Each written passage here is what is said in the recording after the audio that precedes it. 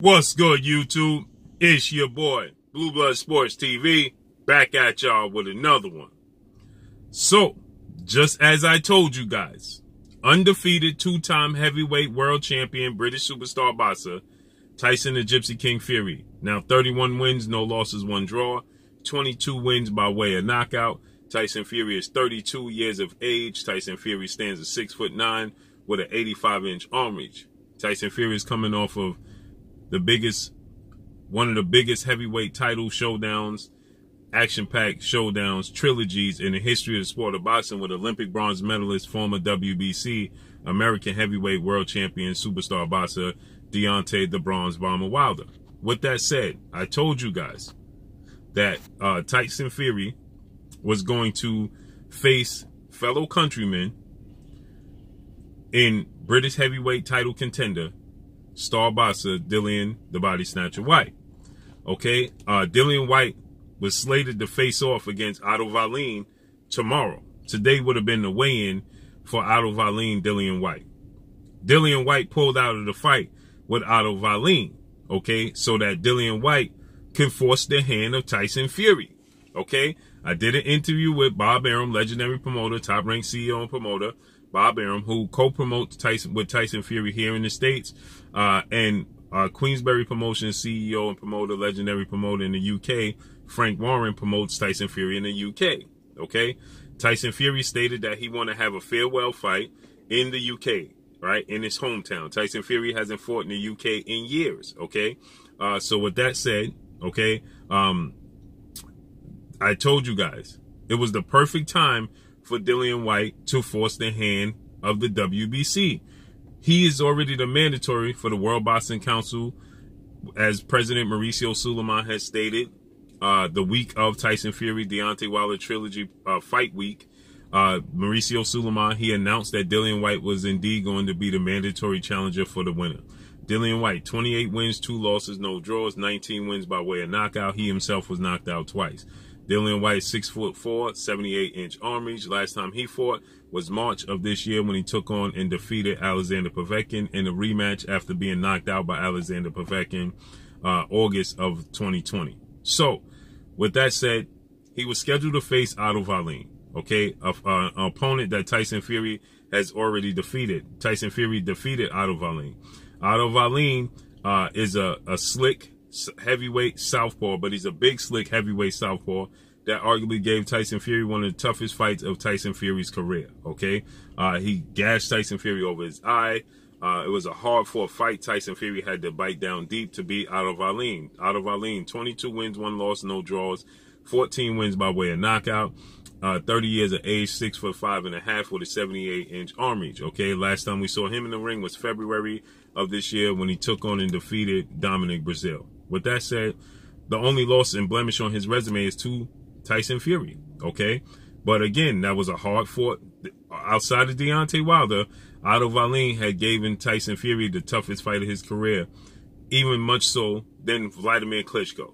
Okay, he's a southpaw, a natural southpaw, big, slick southpaw boxer who has respectable power. So, why would Dillian Whyte, after he's already been named the mandatory challenger, as he was going into the first fight with Alexander Povetkin, he was already the mandatory challenger for the WBC title, then he was brutally knocked out by Alexander Povetkin, okay? So why would Dillian Whyte take this opportunity now, run the risk, fighting Otto Wallin, run the risk of losing his opportunity? Dillian Whyte has never fought for a world title, major world title, so obviously he's never been a world champion. A lot of people talk about the fight he had with Anthony Joshua, fellow countryman, two-time unified heavyweight world champion. That was not for one of the major sanction bodies. It wasn't for the WBC, WBO, IBF, or the WBA. It was for a British Commonwealth belt. It wasn't for one of the 4 major sanction bodies, okay? So with that said, Dillian Whyte, and even if it was, he was brutally knocked out by Anthony Joshua. So he didn't win the fight, and he's never fought for a major world title. So why run the risk of losing the opportunity? It's the perfect situation. Why? Because Dillian Whyte knows that Deontay Wilder had been placed as the #1 WBC mandatory challenger. Deontay Wilder has been placed on medical suspension for 6 months. So he can't fight until May, okay? Now, follow me. Dillian Whyte's supposed to fight this Saturday, October 30th. Deontay Wilder can't fight until May. Tyson Fury seems to be on the ropes about his career moving forward. He doesn't even know if he wants to box moving forward, okay? So, with that said, because Tyson Fury is on the ropes, the WBC already placed him as the mandatory, why run the risk of losing out of Arlene and losing your position when you can force the hand of Tyson Fury right now and don't have to worry about Deontay Wilder? At worst case scenario, he will have to face Andy Ruiz Jr., former unified heavyweight world champion Mexican superstar boxer who upset Anthony Joshua, dropping Anthony Joshua 4 times and ultimately stopping him in the 7th round of their fight in June of 2019. So he's the number 2 ranked challenger in the WBC, okay? Deontay Wilder is ranked number 1, but he's on the shelf. Tyson Fury is on the ropes, okay? He's on the fence. He don't know if he wants to even continue boxing. So when you got Tyson Fury like that, you can force the WBC hand, and that's exactly what is taking place. Now the WBC is willing to, they're willing to push Tyson Fury to make a decision. So when I talked to Bob Arum, he stated that Tyson Fury will be back in March in the UK with Dillian Whyte as at the top of the list, and possibly Joe Joyce as a backup opponent. Now, with that said, Joe Joyce is not going to come into play unless Dillian Whyte don't accept the fight, which Dillian Whyte will accept the fight, or Tyson Fury will be stripped of the belt. So, the WBC, their backup plan was to place Deontay Wilder as the number 1 challenger.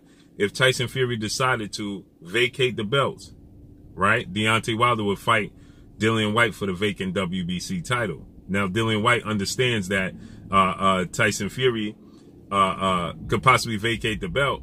And if he does vacate the belt, that means Deontay Wilder being on the shelf. That means Dillian Whyte will get to fight possibly Andy Ruiz or even a lesser opponent, or possibly Otto Wallin for the vacant WBC title. You understand?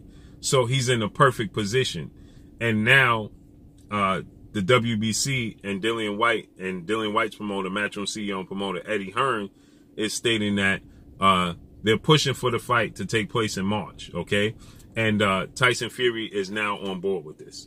As I told you guys, you know, Tyson Fury, he understands, he's of the understanding that he knows that he has one more fight left with ESPN and Top Rank. He owes them one more fight. Tyson Fury, I spoke to his trainer, Sugar Hill Stewart, who, you know, essentially he told me that Tyson Fury is motivated and he's still well interested in the sport of boxing, but all signs point to Tyson Fury not being very motivated by the sport of boxing. As Frank Warren came out, now Sugar Hill says he's much closer to Tyson Fury than Frank Warren is. He has a much closer relationship, which I don't doubt, you know, but Frank Warren, he stated that Tyson Fury has zero interest in any negotiations when it comes to the sport of boxing, doesn't want to talk about the sport of boxing, and doesn't even know if he wants to continue with his journey in the sport of boxing, right?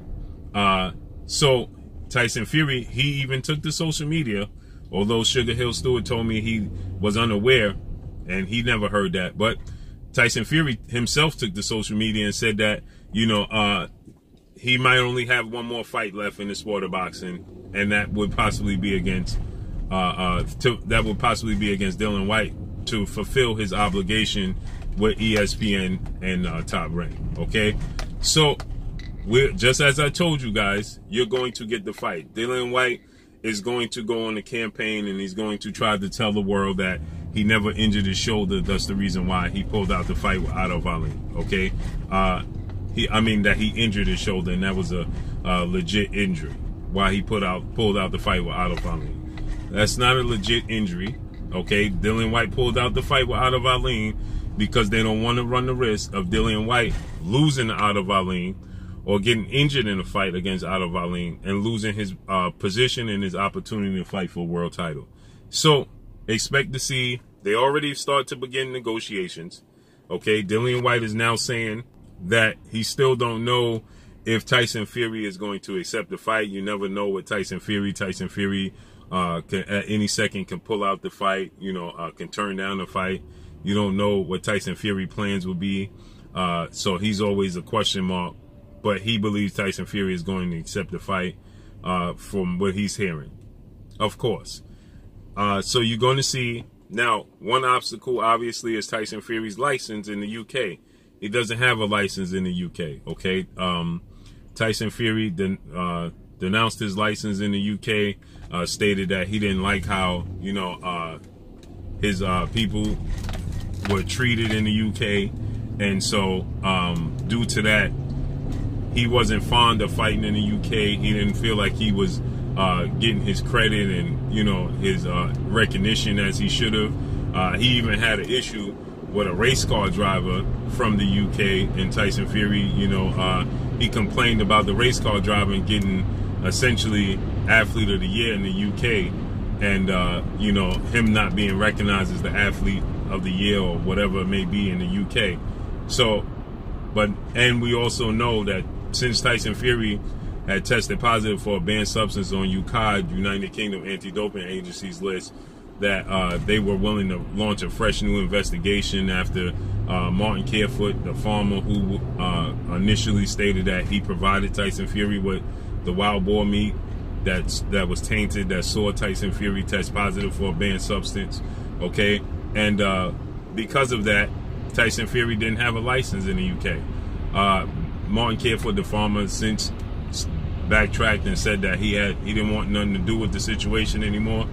And UCAD said they can't do anything because Tyson Fury, for one, doesn't fight in his jurisdiction. But now he's going to look to pick up his license. But it won't matter because Martin Carefoot is not, you know, in the picture anymore. So with that said, that's probably the biggest hurdle, is the license.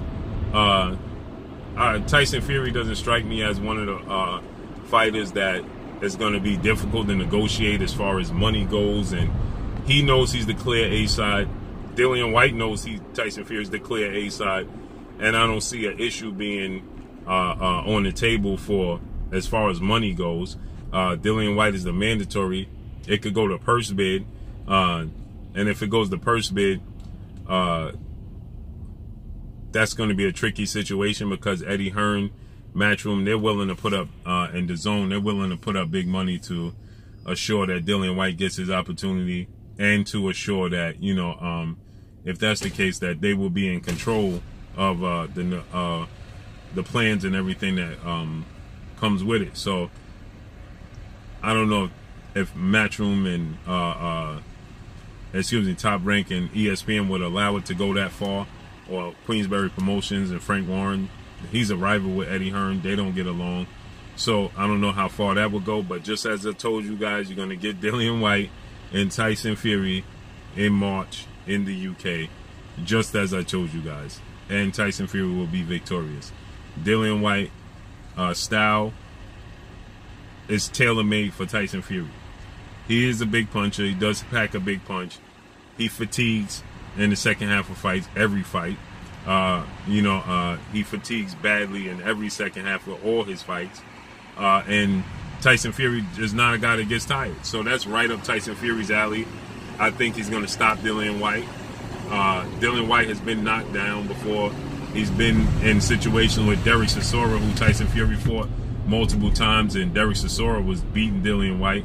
The first fight, I thought he beat Dillian Whyte. In the second fight, he was winning the fight, but then he was knocked out by Dillian Whyte. Perfect knockout on the part of Dillian Whyte. So Tyson Fury just has everything that it takes to beat Dillian Whyte. Dillian Whyte style is tailor-made for Tyson Fury. He's too small. Tyson Fury's 5 inches taller with a 7-inch arm reach advantage. He's bigger, stronger. He has this newfound, style of with the Crunk Gym and Sugar Hill, that he's a pressure fighter. We saw it with Deontay Wilder. He's battle tested. He was able to take Deontay Wilder's punches. So I'm for certain that he's going to be able to take Dillian Whyte's punches.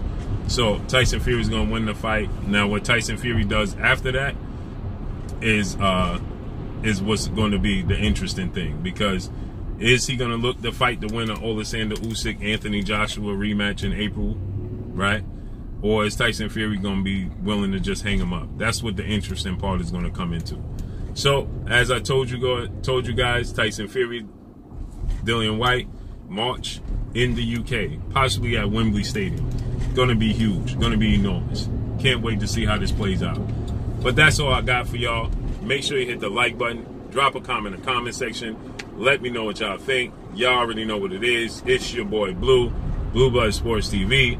Hate, like, comment, and subscribe. You haven't subscribed, hit the subscribe button. Hit the like button. Hit the bell icon to get all the new notifications. Follow me on Instagram at Blue Blood Sports TV, all one word. Y'all already know what it is. Shout out to the entire LDBC. Shout out to New Media. Shout out to Black Media Roll. Make sure you like and share these videos. That's all I got for y'all. Peace. Hey, this is Ebony Bridges, Blonde Bomber, and you're watching Blue Blood Sports TV.